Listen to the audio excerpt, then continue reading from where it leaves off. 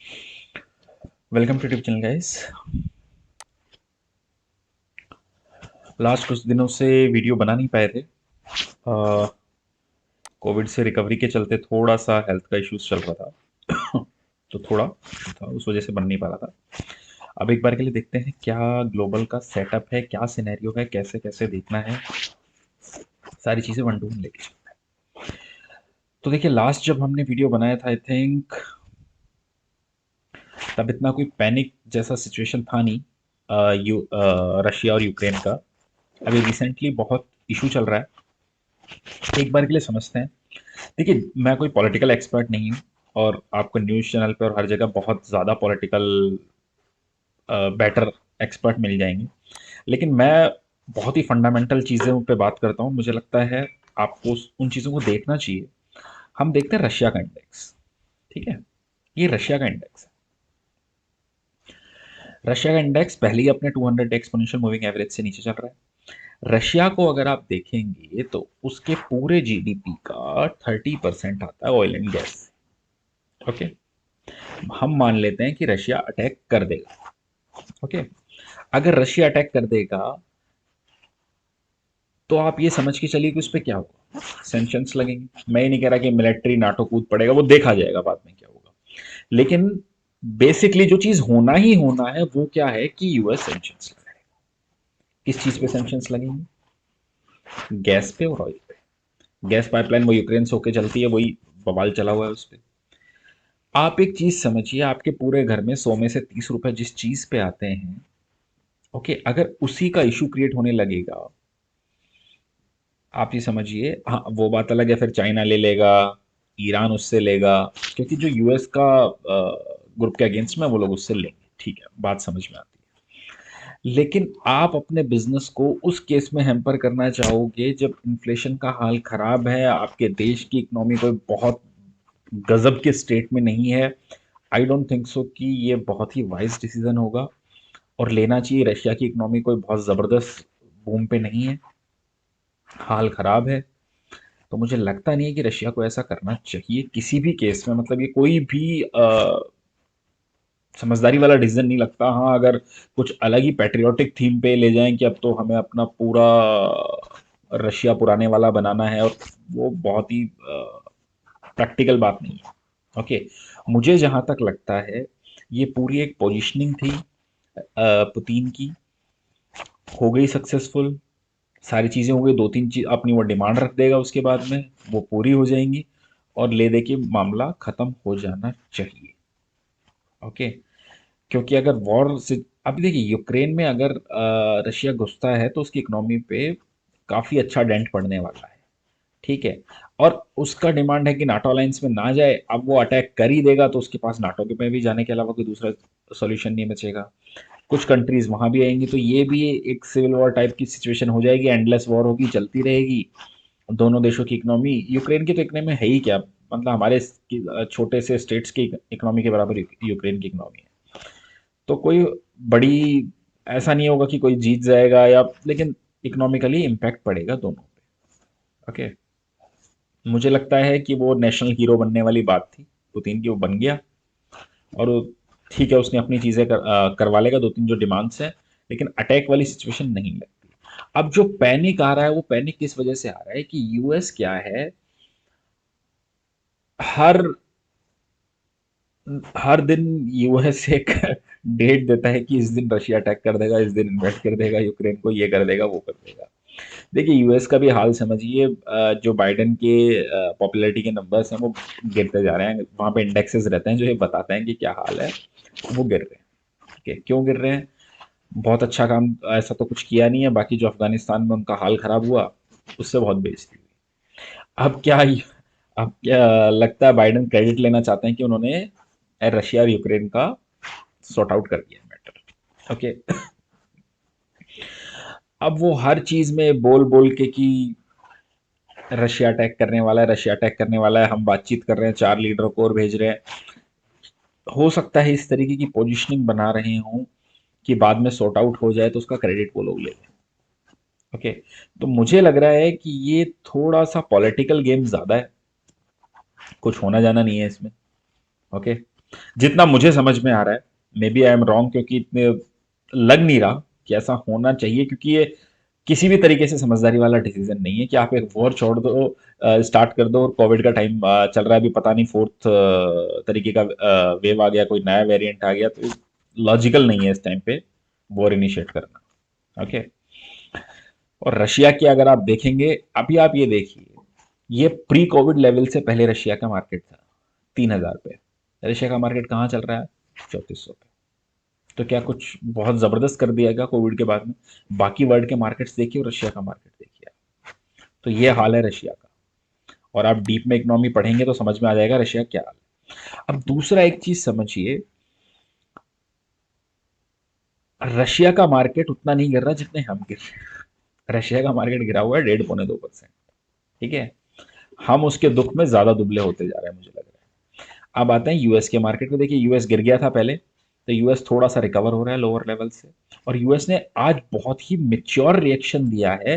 देखिए ओपनिंग गड़बड़ हुई यूएस में, क्योंकि वर्ल्ड मार्केट का गड़बड़ था। ठीक है, ये 15 मिनट कैंडल में दिखाता हूँ डाउ जोन्स की। ठीक है,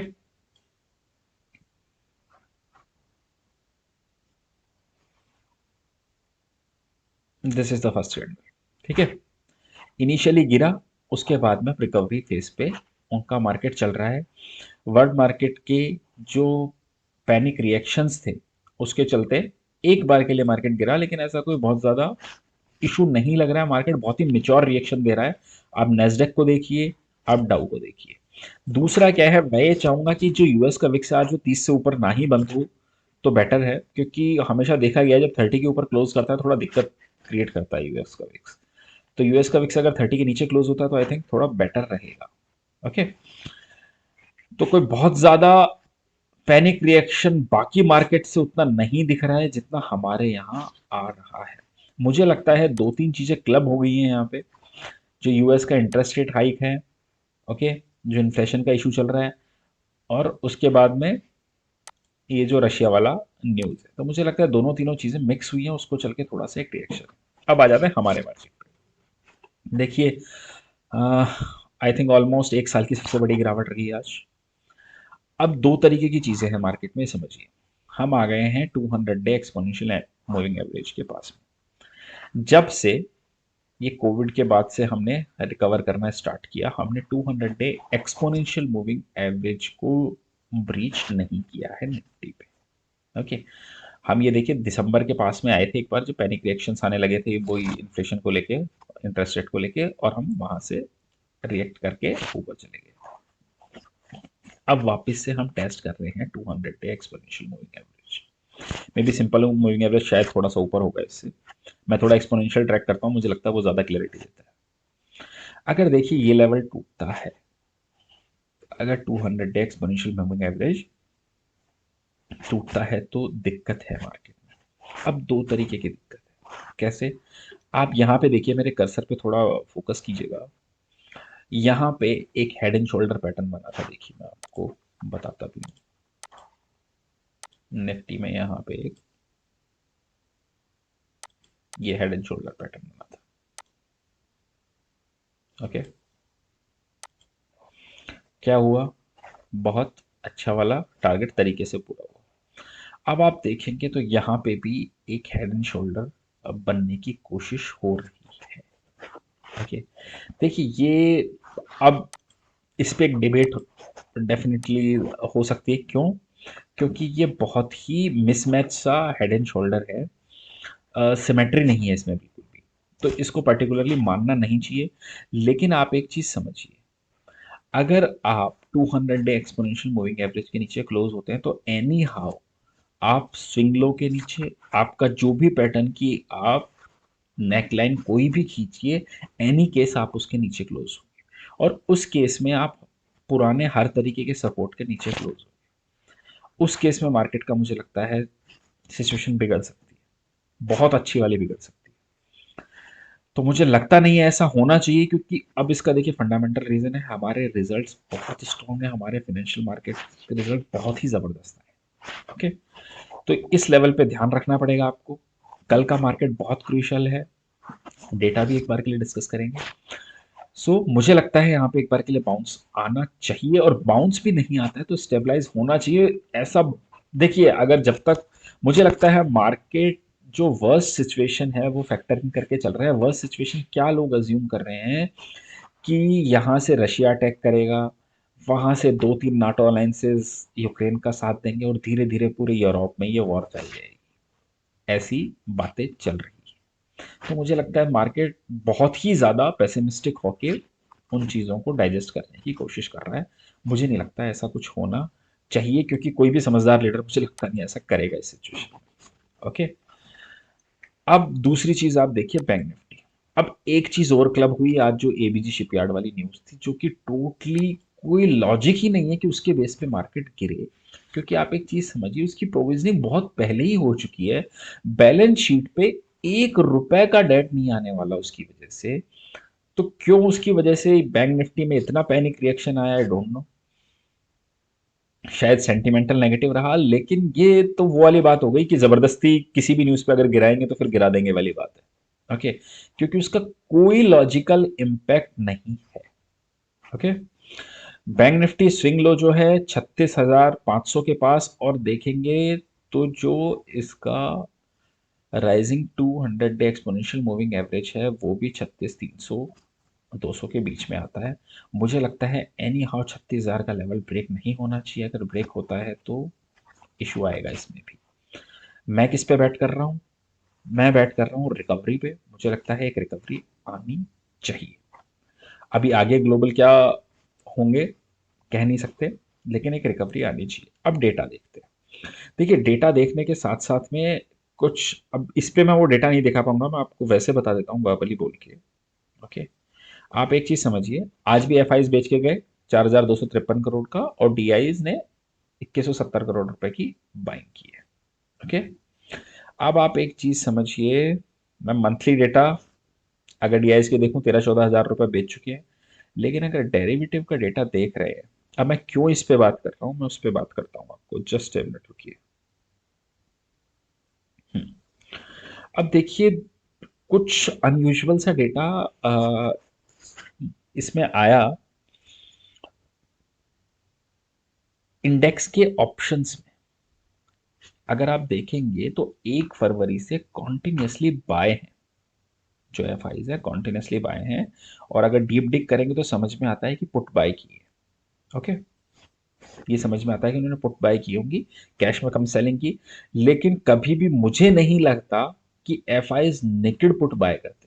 अगर आप ये डेटा को एड ऑन करेंगे तो समझ में आएगा 20-22-25 हज़ार करोड़ रुपए के पुट बाइंग्स है। लेकिन मुझे नहीं लगता है कि ये कभी भी नेकेड पुट पुट बाइंग रहती है इनकी। या तो फ्यूचर के अगेंस्ट में एडजस्ट की होगी, या कैश के अगेंस्ट में एडजस्ट की होगी। ओके, लेकिन अगर आज का डेटा देखेंगे तो ऑलमोस्ट पूरे मंथ का सेकंड लोएस्ट ये बाइंग का डेटा है इंडेक्स ऑप्शंस का। ओके, तो मुझे लगता है कि जिस चीज पे वो प्ले कर रहे थे, अगर आप देखेंगे निफ्टी का चार्ट देखिए, जिस चीज पे वो लोग प्ले कर रहे थे वो चीज आई थिंक हो चुकी है। क्योंकि अगर आप देखेंगे 1 फेब को मार्केट था 17,700, आज है हम 16,800। 1,000 पॉइंट का फॉल निफ्टी में आ चुका है। बैंक निफ्टी का अगर आप देखेंगे तो आप देखिए 39,400 से हम लोग आ चुके हैं, 39,400 से ऑलमोस्ट ऑलमोस्ट 37,000, 2,500 पॉइंट का करेक्शन बैंक निफ्टी में आ चुका है। मुझे लगता है बुक कर लेंगे इस जगह पर, करना भी चाहिए, लॉजिकल है वो। ओके, मुझे लगता है एक रिकवरी आनी चाहिए, लेकिन इस मार्केट में सिर्फ हैज करके ही प्ले कीजिए। ओके, देखिए इंडेक्स में लॉन्ग लेके गए हैं आज। देखिए, इतनी गिरावट के बाद भी बेस्ट बात क्या है कि लॉन्ग अनवाइंडिंग नहीं है। लॉन्ग लेके गए हैं 2,500 कॉन्ट्रैक्ट्स, शॉर्ट भी लेके गए हैं, नो डाउट। स्टॉक में क्या हुआ है? स्टॉक में 16,000 17,000 कॉन्ट्रैक्ट्स लॉन्ग हैं, और सिर्फ 2,200 कॉन्ट्रैक्ट शॉर्ट ऐड किए। इतने बड़ी डेटा के बाद भी अगर पुट शॉर्टिंग है तो मुझे लगता है कि वो बहुत ही रिलीफ वाली चीज़ है। मुझे लग नहीं रहा था कि पुट शॉर्टिंग आएगी। आप देखिए 53,000 कॉल लॉन्ग और करस्पॉन्डिंग 55,000 कॉल शॉर्ट। इसी तरीके से 20,000 पुट लॉन्ग और 18,000 पुट शॉर्ट की हैं। तो मुझे लगता है एक बैलेंस्ड अप्रोच लेके गए हैं। जो पैनिक रिएक्शन आना था, सॉरी, वो आज आ चुका है। और मुझे लगता है यहाँ से मार्केट स्टेबलाइज हो जाना चाहिए और विक्स को थोड़ा कूल ऑफ होना चाहिए। ओके, हैजिंग के थ्रू प्ले कीजिए। स्टॉक में नहीं दे रहा हूँ, क्यों नहीं दे रहा हूँ, कोई लॉजिक नहीं है। अगर ऊपर हुआ तो सीधे 3 4 5% ऊपर खुलेंगे, कोई लॉजिक नहीं बैठेगा। मैं बोलूँगा टारगेट अचीव हो चुका है, लेकिन उसका कोई फायदा नहीं निकलेगा। और अगर डाउन साइड रही तो उस केस में 3 4 5% नीचे खुलेंगे। लेकिन जो लोग ध्यान देना चाहते हैं, वो जो क्वालिटी स्टॉक्स हैं, आप देखिए एच डी एफ सी। कब आपने एच डी एफ सी को स्ट्रेट लाइन में 20% फॉल करते हुए देखा है? मुझे याद नहीं आता। बजाज फाइनेंस अपने 200 डे एक्सपोनेंशियल मूविंग एवरेज के पास चल रहा है, इतने जबरदस्त रिजल्ट।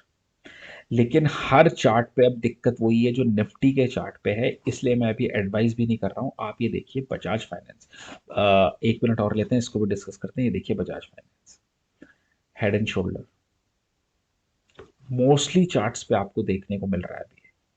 आप अगर स्टॉक्स के चार्ट उठा के देखेंगे, मोस्टली चार्ट्स पे आपको देखने को मिल रहा है। मैंने आईएक्स के चार्ट पे आपको बताया था।